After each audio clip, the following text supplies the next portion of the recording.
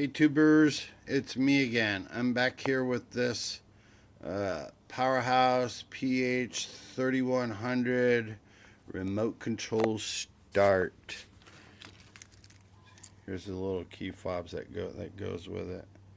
So anyways, hey, in the first part I was telling you about, I actually took and I moved this this hose right here so you can actually see up there. Wasn't that nice of me?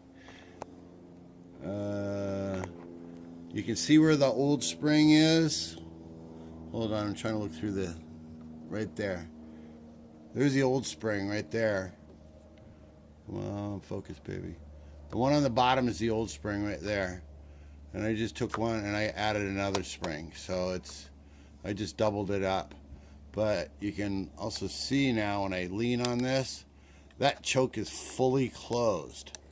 So in my mind, I'm thinking before it was hung open like this, so it wasn't actually able to choke.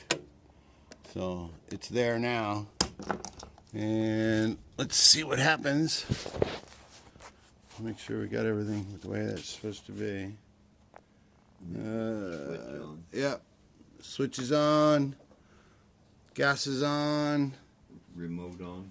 Remote. Oh yeah, you gotta push that button right there to make sure that the remote is activated, and that's indicated by that little blinking light right there. So, all right. Cross your fingers. This is live TV, boys and girls. No editing. Push it once. Push it twice.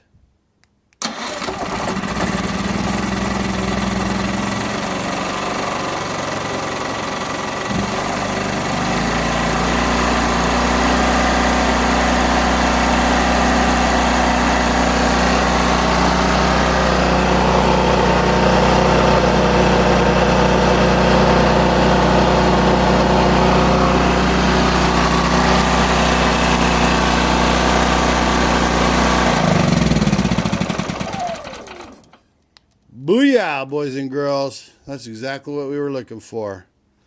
So now when it's cold out, they don't have to get out of their RV and go out there. And I think what they were doing before is they were actually manually holding that choke closed so they could get it started. So yeah, just doubled up on the spring, topped off the oil, drained the bowl a couple times. It's got a little bit of junk in it, but I'm sure it'll work its way through. Clean the spark arrestor, and I think we're pretty much good to go. I'm out.